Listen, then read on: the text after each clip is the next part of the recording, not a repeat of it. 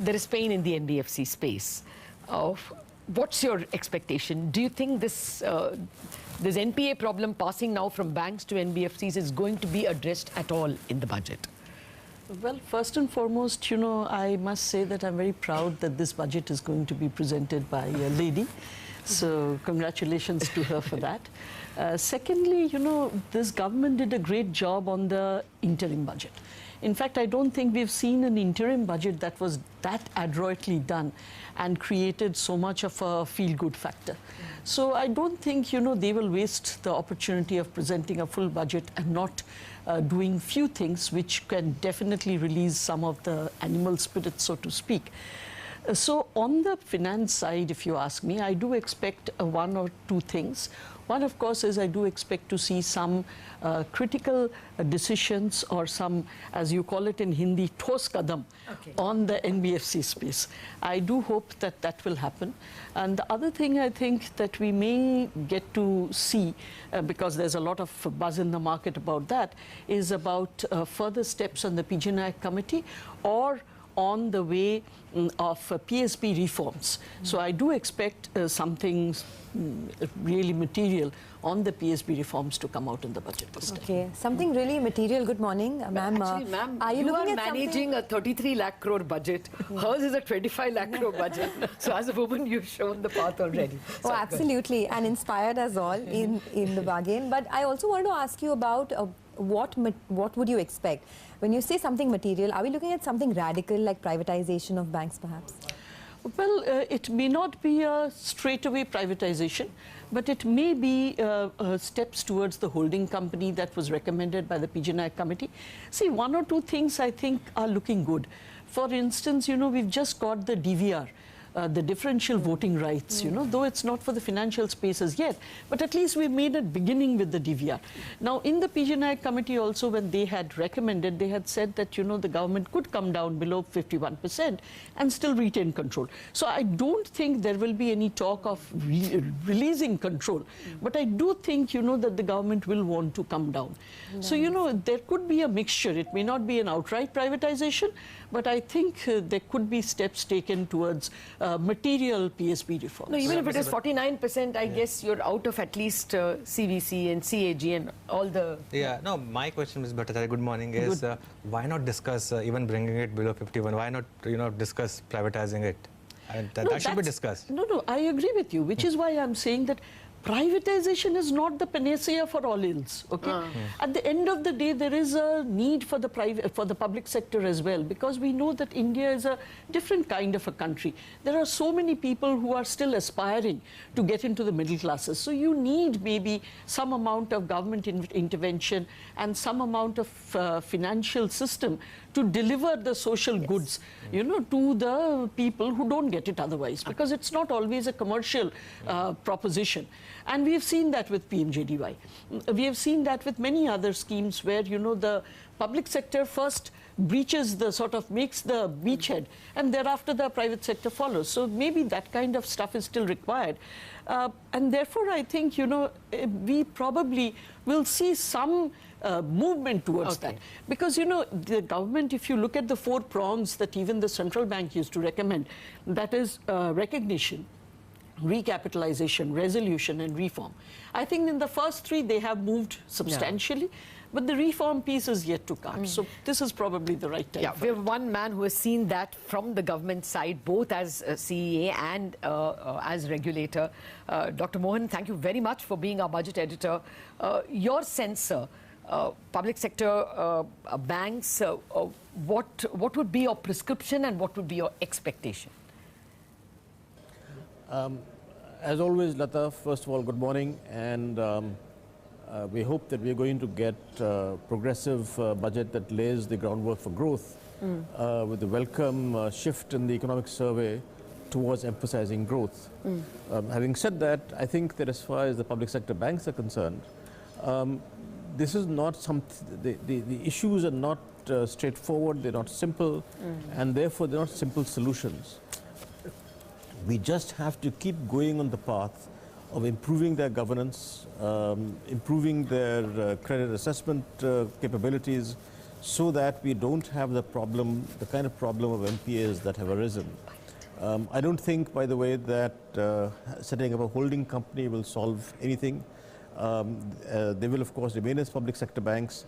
All you're doing is shifting, if at all, shifting the responsibility for running the public sector banks from the Department of Financial Services to a holding company. And then the question would be on who would indeed be nominated to be directing the holding company. So I don't think that there are any simple solutions. We have seen, of course, that after the very high NPAs that had been uncovered by the end of the 1990s and early 2000s, that there was a very significant improvement that took place in public sector bank functioning in the 2000s until around 2012 or thereabouts. So I think that it is quite feasible to continue with the public sector banks as they are.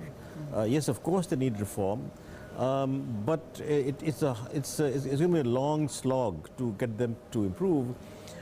Second, that there should be a much more urgent attention and action to get the bad assets off their balance sheets, either by setting up something similar to a bad bank, so that the attention of the banks does get away from managing the bad assets to doing new lending and looking at new areas where they can lend, and therefore investment in the country can improve.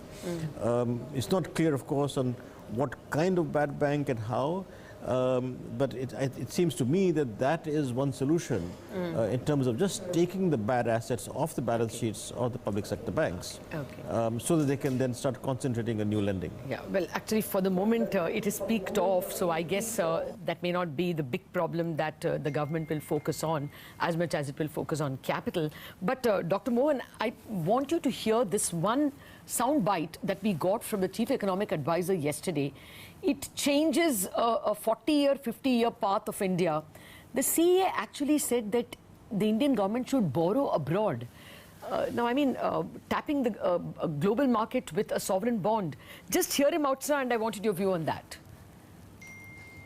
If you look at our fiscal deficit, fiscal deficit, a large proportion of that comes primarily from interest costs, because our primary deficit is almost zero. Now, as I mentioned, because these interest costs are very low abroad, if we reduce our average interest costs by the sovereign, borrowing some part of its gross borrowings from from abroad, we can reduce our interest costs. Now, remember that if you look at it, you compare across countries, the sovereign's external debt to GDP, for India is very low. It's less than 5%. So this is an opportunity that can definitely be utilized. Dr. Mohan, your thoughts, sir? Is this a path we should tread?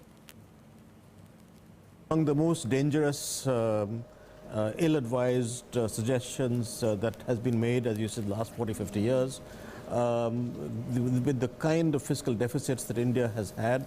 They are among the highest fiscal deficits among G20 countries. And one of the reasons that we have been able to live with such fiscal deficits is that we have not done sovereign external borrowing. So I would, and it's looking at just nominal interest rates, rather than looking at the normal interest rate plus the exchange rate risk, is a very, very short-term view. So I'm actually somewhat disturbed at this kind of a suggestion. What's your suggestion in terms of growth focus? Clearly, your seminal paper on 28th at the NCAER clearly said that the focus has to be brought back on growth. Give us some idea, one or two things that the government can do today in the budget. Is that a question to me, Lata? Yes, Dr. Mohan. As I've said in that paper, a key issue, which of course has also been focused in the economic survey, is the issue of bringing savings back up. The most important issue is indeed that household financial savings seem to have fallen in the last 6-7 years. The reasons for that are not clear at all. So I don't have a good suggestion on what should be done, because we don't have a good understanding why those savings have come down. But having said that, it does seem to me that the government needs to focus on how to raise investment, which again has been mentioned in the economic survey, but it does not. But we do need to find how the financial savings can go up. Second, that we have been shying away from bold labor reforms for the last 30 years.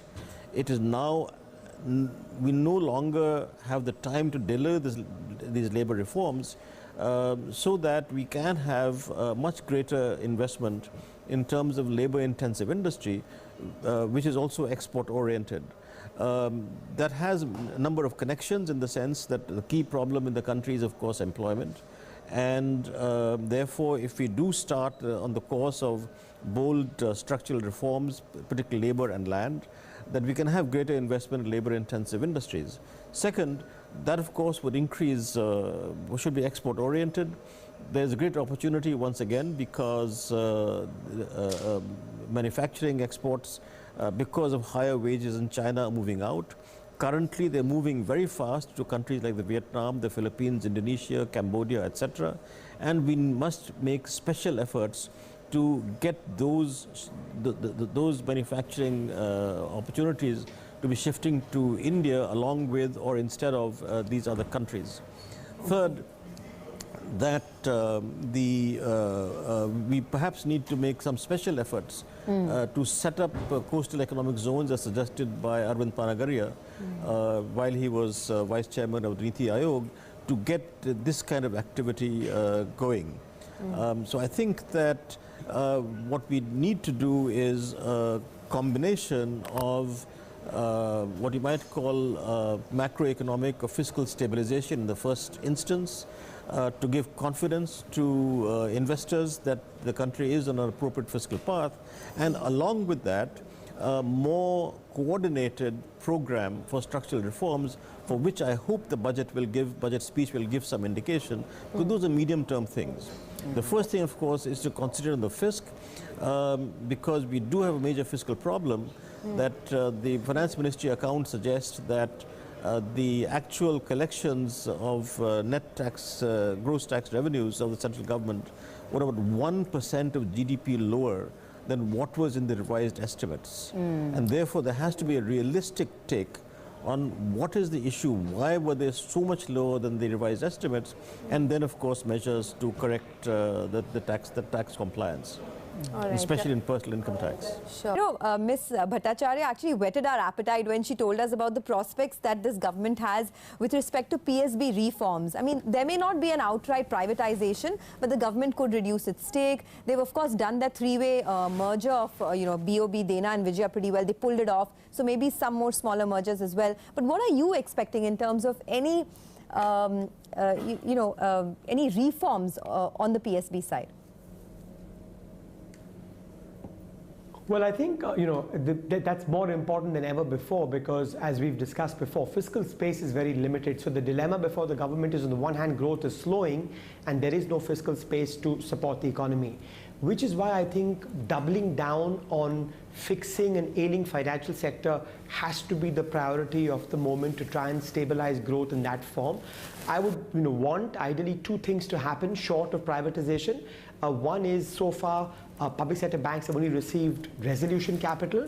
I think they need growth capital, and because this can be done through bonds, it doesn't change your monthly fiscal, your annual fiscal deficit, just pushes up debt to GDP.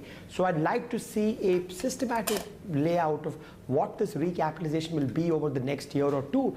But more importantly, I think it should be allocated meritocratically.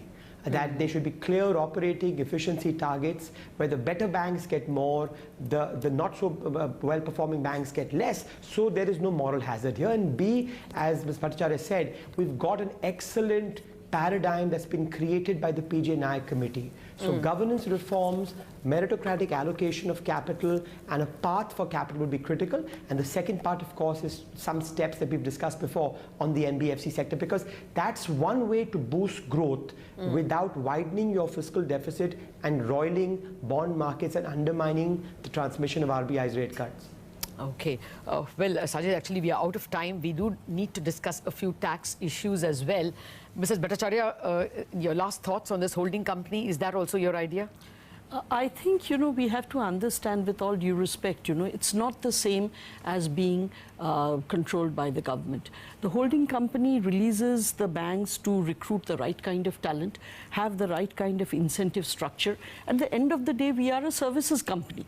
A services company, if it isn't able to source the right kind of talent, is not going to be able to perform on the same level. Yeah. So I think, the nimbleness that it gives you to be part of the holding company, and we have examples galore. Yeah. Temasek and DBS are a very clear example right in front of us.